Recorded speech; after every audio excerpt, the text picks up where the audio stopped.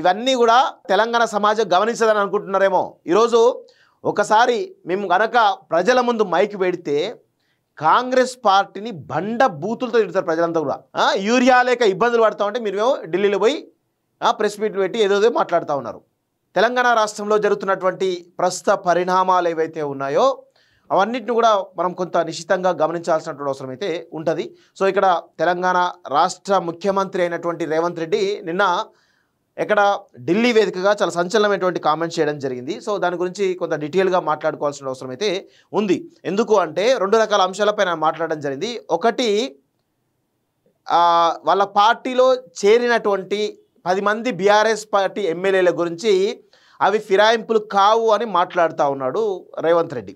అదేవిధంగా సిబిఐకి కాళేశ్వరం సంబంధించినటువంటి స్కామ్ సంబంధించిన దాంట్లో మేము ఆల్రెడీ సిబిఐకి ఇచ్చినాము, కానీ కేటీఆర్ ఆపుతున్నాడు. అది కూడా కిషన్ రెడ్డి సూచనల మేరకు కిషన్ రెడ్డి హెల్ప్ తోటి అని చెప్పేసి నా 2 రకాల విషయాలు మాట్లాడడం జరిగింది. ఈ 2 రకాల అనాలిసిస్ గురించి మనం కొంత డీటెయిల్గా మాట్లాడుకోవాల్సిన అవసరం అయితే ఉంది. సో ఫిరాయింపు ఎక్కడిది అని మాట్లాడుతూ ఉన్నాడు రేవంత్ రెడ్డి. నేను ఒకటే మాట మాట్లాడుతూ ఉన్నాను. ఖైరతాబాద్ ఎమ్మెల్యే ఎవరైతే ఉన్నారో దానం నాగేందర్, సో ఆయన ఎవరు కాంగ్రెస్ పార్టీలో చేరిన తర్వాత సికింద్రాబాద్ ఎంపీగా మీ కండువా కప్పుకొని పోటీ చేసిండు కదా, మరి అది ఫిరాయింపు కదా? మీ పార్టీ నుంచే పోటీ చేసిండు, మీ పార్టీ గుర్తు మీదే పోటీ చేసిండు కదా, అది ఫిరాయింపు కదా? ఈరోజు కడియం శ్రీహరి వాళ్ళ బిడ్డను ఆల్రెడీ వరంగల్ ఎంపీగా నిలబెట్టిండు కదా, కాంగ్రెస్ కండువా కప్పుకొని ప్రచారం చేసిండు కదా, అది ఫిరాయింపు కాదా? ఇలా చెప్పుకుంటూ పోతే 10 మంది ఎమ్మెల్యేలందరూ కూడా కాంగ్రెస్ పార్టీలో చేరునని చాలా స్పష్టంగా ఈ తెలంగాణలో ఉన్నటువంటి చిన్న బుడ్డోడిని అడిగా చెప్తాడు. కానీ వీళ్ళు ఎట్లా మాయేస్తారంటే, సో గతంలో కేసీఆర్ మాయేసిండు, కేసీఆర్ ఇదే విధంగా తెలంగాణ ప్రజలు తప్పుదో పట్టించిండు. తర్వాత 10 సంవత్సరాల తర్వాత ఏమైందో మనందరం కూడా గమనించాం. ఇప్పుడు రేవంత్ రెడ్డి కూడా కేసీఆర్ బాటలు నడుస్తూ ఉన్నాడు. కేసీఆర్ బాటలు నడుస్తూ ఈరోజు ఏం చెప్తా ఉన్నాడు? చాలా స్పష్టంగా ఫిరాయింపులు ఎక్కడివి అని మాట్లాడుతున్నారు. అందరికీ తెలుస్తూ ఉంది కదా క్లియర్గా. మీరు కూడా ఇట్లనే మేనేజ్ చేస్తాం, తెలంగాణ ప్రజలు మభ్య పెడతాం, తెలంగాణ ప్రజలు మోసం చేస్తాం, మోసపూరిత మాటలు చెప్తాం, మోసపూరిత కార్యాలు చేస్తాం అనుకుంటే తెలంగాణ సమాజం అనేది అంత ఈజీగా వదిలిపెట్టదు ఎవరిని కూడా. అది రేవంత్ రెడ్డి తెలుసుకోవాలి. అధికారం వచ్చింది కదా, నేను సీఎంని కదా, నేను చెప్పిందే వేదం అనుకుంటే పొరపాటు. తెలంగాణ సమాజం కనుక ఒక్కసారి జూలు విధిలిస్తే మీరు ఎక్కడికో కొట్టుకోపోతారు, కనీసం కూడా దొరకరు. ఆ విధంగా తెలంగాణ సమాజం అనేది ఉంటుందని గుర్తుపెట్టుకోవాలి. జాగ్రత్తగా ఉండాలి, చాలా జాగ్రత్తగా ఒళ్ళు దగ్గర పెట్టుకొని పనిచేయాలి. కేసీఆర్ నేనే మోనార్కుని అనుకున్నాడు, ఏమైంది? అతి గతి లేకుండా పోయిండు. నువ్వు కూడా అదే పద్ధతిలో మోనార్క్ అని అనుకుంటున్నావేమో. తెలంగాణ సమాజం అంత ఈజీగా వదిలిపెట్టదు. తెలంగాణ సమాజం ముందు ఒళ్ళు జాగ్రత్తగా పెట్టుకొని పనిచేయాలి. తెలంగాణ సమాజం కోసం పనిచేయాలి, తెలంగాణ ప్రయోజనం కోసం పనిచేయాలి. తెలంగాణ ధ్యేయంగా, తెలంగాణ ఆకాంక్షలుగా పనిచేస్తేనే తెలంగాణ సమాజం గుర్తుపెట్టుకుంటుంది. లేదంటే మాత్రం మేము అధికారం ఉన్నది కదా, అధికార హోదాలో ఏదైనా చేస్తాం, మేము సీఎం కదా అని అనుకుంటే తెలంగాణ సమాజం తగిన శాస్తి చేస్తుంది. అది గుర్తుపెట్టుకోవాలి రేవంత్ రెడ్డి. ఇక చూడండి, ఫిరాయింపు ఎక్కడిది? వారి జీతంలో నెలకు 5,000 ఇప్పటికీ బీఆర్ఎస్కు ఫండ్గా వెళ్తుంది అంటూ మాట్లాడుతూ ఉన్నారు. ఎవరికి చెప్తున్నావు ఈ ముచ్చట్లు? ఎవరు చెప్తున్నావు? చెప్తే బీఆర్ఎస్ పార్టీలో చెప్పుకో, లేకపోతే మీ కాంగ్రెస్ పార్టీలో చెప్పుకో. కానీ తెలంగాణ సమాజానికి ఏం చెప్తావు? దేశం ముందు తెలంగాణ పరువు తీస్తున్నట్టే కనబడతా ఉంది. ఇలాంటి ముచ్చట్లు బంద్ చేయరి. ఎందుకు మీ అంత అవసరమా మీకు? బీఆర్ఎస్కు 37 మంది ఎమ్మెల్యేలు ఉన్నారని హరీష్ రావే అసెంబ్లీలో స్వయంగా ప్రకటించారు. ఎంతోమంది ఎమ్మెల్యేలు వచ్చి కలుస్తుంటారు, మర్యాదపూర్వకంగా కండువాలు కప్పుతాం, మెట్రో 2 దశకు ఎలాంటి సహకరించాల్సిందే, సిబిఐ కేసులో కేసీఆర్ను రక్షించేందుకు కిషన్ రెడ్డి యత్నం, నక్సలైట్లు మన అన్నదమ్ములే కదా, ఎందుకు చర్చించరు?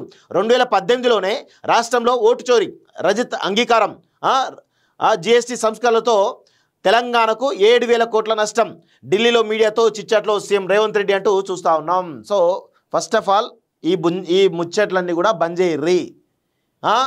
ఇవన్నీ ఎందుకే నాకు అర్థం కాదు. కేసీఆర్ ఆల్రెడీ పిట్టల ధర ముచ్చటి చెప్పి ఆల్రెడీ ఎట్లాగమైంది చూస్తాను, వాళ్ళ కుటుంబం ఎట్లాగమైంది చూస్తాను. మీరు ఎందుకు ఇట్లా చేస్తారు?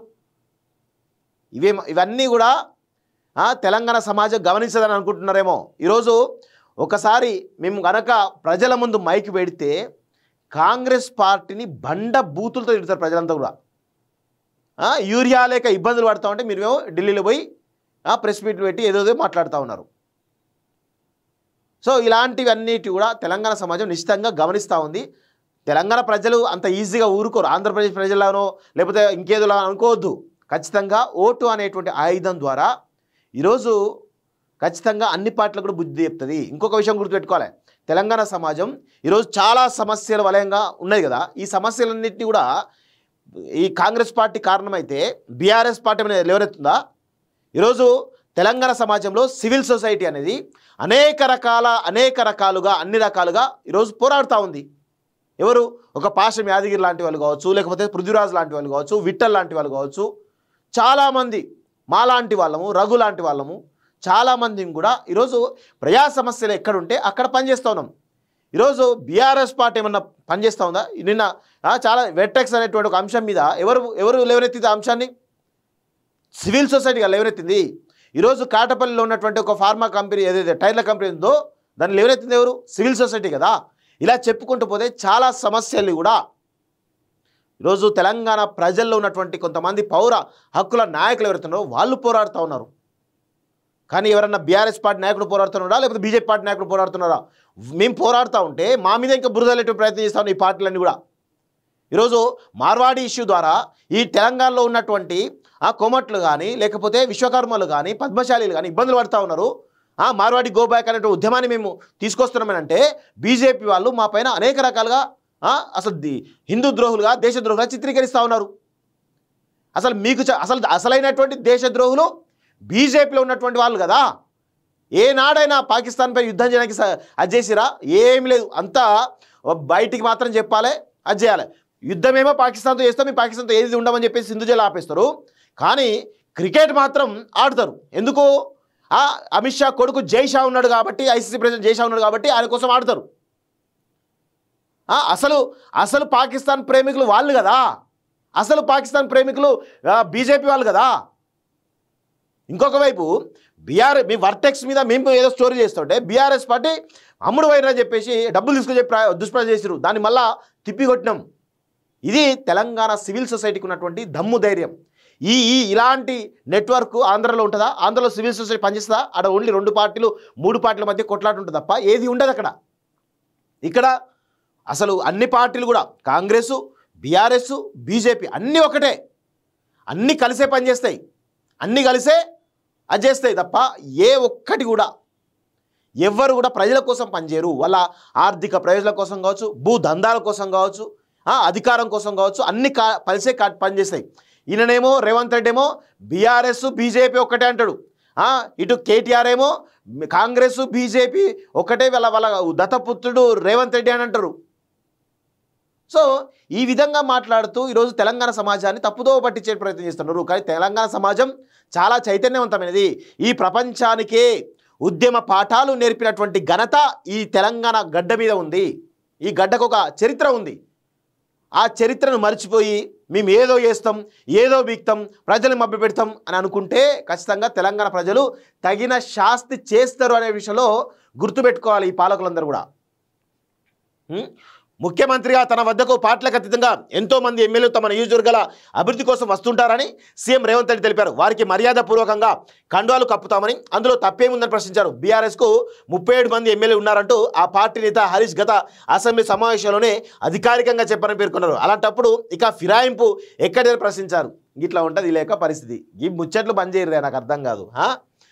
ఎమ్మెల్యేలకు నెల జీతం నుంచి బీఆర్ఎస్కు 5,000 చొప్పున పార్టీ ఫండ్ వెళ్తుందని, ఇక వారు పార్టీ ఫిరాయించినట్టు ఎలా అవుతుందన్నారు. సుప్రీంకోర్టు మార్గదర్శకాల ప్రకారం స్పీకర్ వ్యవహరిస్తారని చెప్పారు. శుక్రవారం ఢిల్లీలోని తన అధికారిక నివాసంలో సీఎం మీడియాతో ఇష్టాగోష్ఠిగా మాట్లాడారు అంటూ చూస్తూ ఉన్నాం. సో దీని గురించి ఇంకా నెక్స్ట్ ఫేజ్లో బీసీ రిజర్వేషన్ గురించి వివిధ అంశాల గురించి కూడా మనం మాట్లాడదాం.